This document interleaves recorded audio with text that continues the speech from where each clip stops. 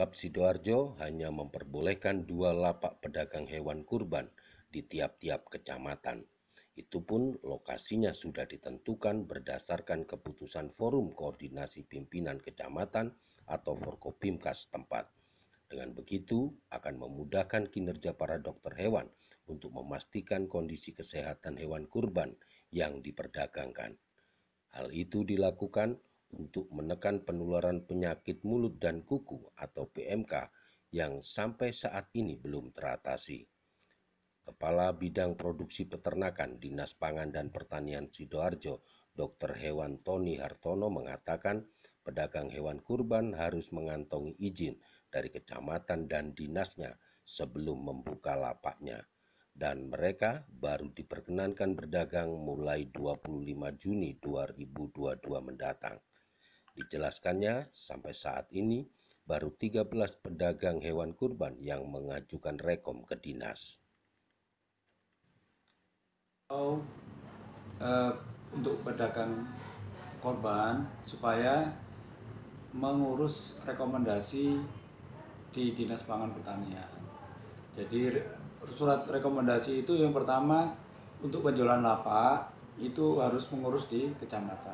Selanjutnya setelah mempunyai izin lokasi bisa ke dinas untuk mengurus untuk surat rekom pemasukan ternak. Untuk penjualan lapak kita arahkan dia berjualan di lokasi yang sudah ditetapkan di masing-masing kecamatan.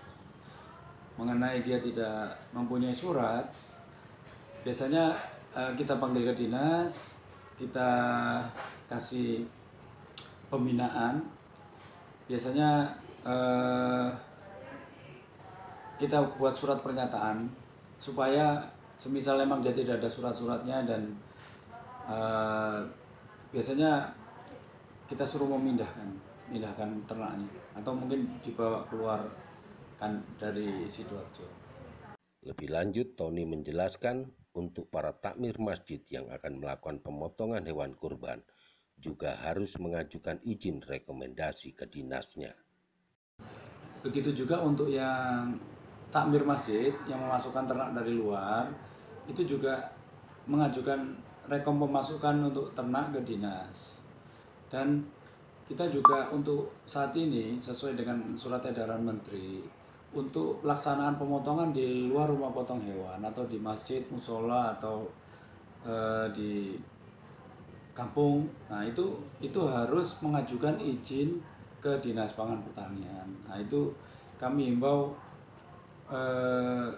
takmirnya juga mengajukan permohonan ke dinas. Tetapi untuk yang pemotongan ternak di takmir di masjid, kita cukup mempermudah dengan menyebar Google Form. Jadi nanti cukup takmir masjid mengisi data-data di Google Form dan itu nanti kita akan keluarkan surat izin untuk pemotongan ternak di masjid tersebut.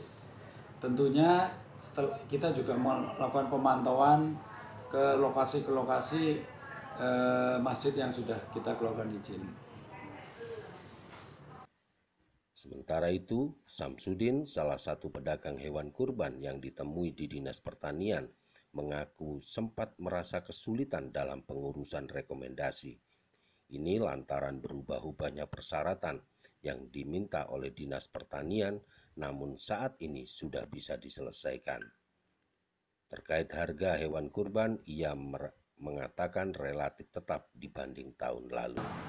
Kalau pengaruh ada sedikit Pak, karena ada beberapa petani yang kesulitan menjual.